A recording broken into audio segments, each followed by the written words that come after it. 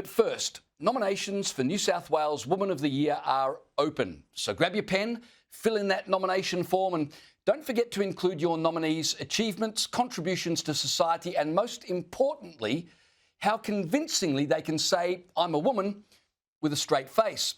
This year's categories include the Premier's Woman of Excellence, as well as the Aboriginal Woman of the Year, Regional Woman of the Year, and Young Woman of the Year. But before you rush to nominate your mum or your sister for a Women's Award, there's probably a question you should ask first of the New South Wales Government. What is a woman? I know, how very 1950s of me.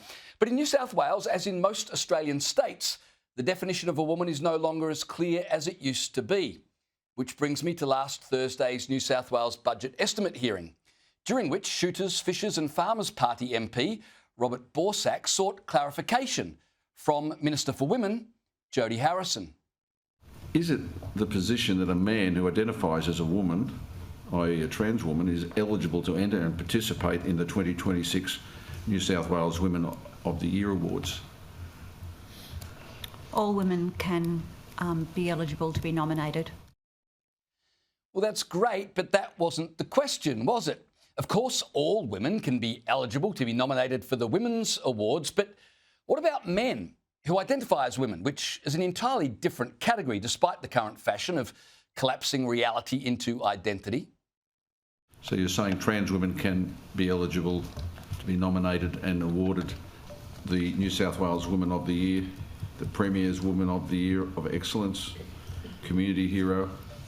All women are eligible to be nominated and be awarded those categories. Don't you love how the New South Wales Minister for Women pretends like she doesn't know what is being got at here? But here's the funny part, and by funny I mean the kind of funny that makes you check the expiry date on Western civilization. Watching that, I just realised the reason I can't nominate my dad for New South Wales Woman of the Year is because he lives in Queensland. But for a quirk of geography, he'd be an outstanding New South Wales Woman of the Year. When it comes to crowning the New South Wales Woman of the Year, your chromosomes are not nearly as important as your postcode, it turns out. But back to the budget estimate hearing. Well, is it not an absurd situation that a biological man who identifies as a woman could potentially be announced on the 5th of March 2026 awards event as the 2026 New South Wales Woman of the Year? Well, as I said, it's the view of this government that all women should be able to be nominated and to be awarded if they meet the standards that are needed to achieve these awards, that they be rewarded for that. Ah, yes, the standards. But do the standards Women of the Year award nominees are required to meet include, being an actual woman? Well, there is a very robust process for assessing the winners of each of those categories, I think in the past we've had some amazing women recognised through the Women of the Year awards, and I think we'll continue to. But are you saying that in the future we're going to have some amazing men as women getting those awards? Minister, Robust processes.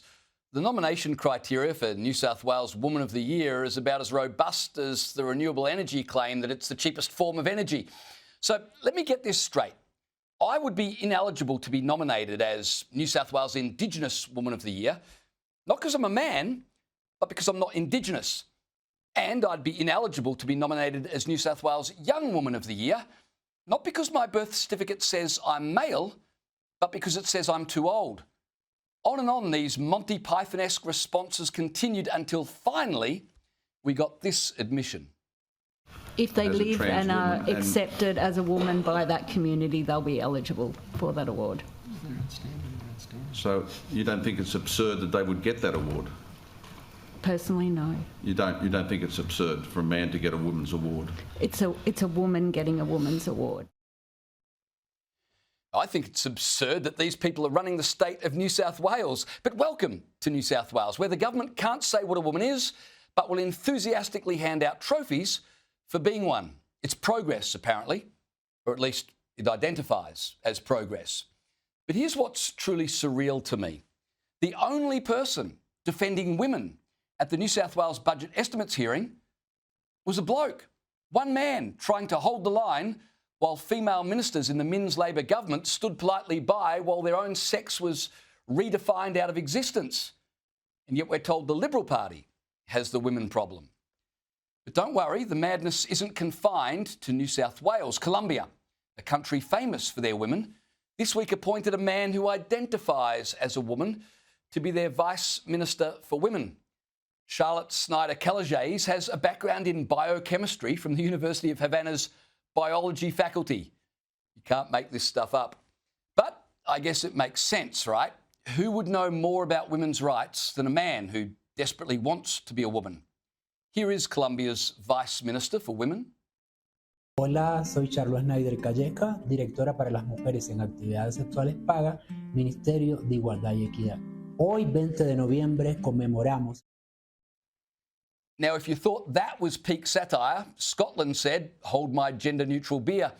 The Edinburgh Fringe Festival gave its prestigious Best Comedian Award to British trans woman Sam Nicoresti.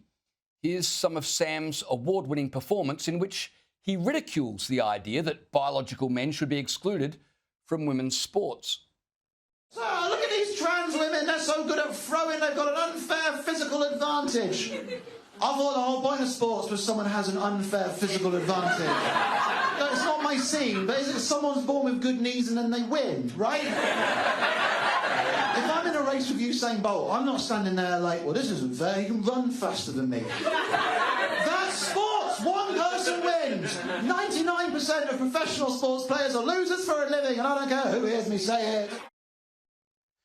Organisers of the Edinburgh Fringe Festival described Sam Nicoresti's routine as being, and I quote, packed with relatable set pieces that linger long after. Sam is a fresh, bright voice that we need in 2025. Really? Packed with relatable set pieces? Relatable to whom? A small number of biological men who demand the right to use women's private spaces? Comedy award indeed. Well, to celebrate, Sam Nicoresti took a photo of himself in a women's toilet, giving the middle finger to anyone who might object, i.e. actual women, with the caption, "This is my gender recognition certificate." And I suppose, in a way, it is. The middle finger has become the unofficial flag of the trans movement, hasn't it? A defiant salute to reality, biology and women who dare to ask whether or not they still matter. It's almost like trans ideologues know that America under Donald Trump isn't playing the game anymore, so they've doubled down everywhere else. But maybe, just maybe, it's time for the rest of us to stop nodding along politely as men collect awards meant for our mothers and daughters and sisters. And perhaps one day soon we'll return to a time when being a woman meant more than just saying the word. Until then, best of luck at the New South Wales Women's Awards, Dad. Just make sure you move to New South Wales to ensure you're eligible to qualify.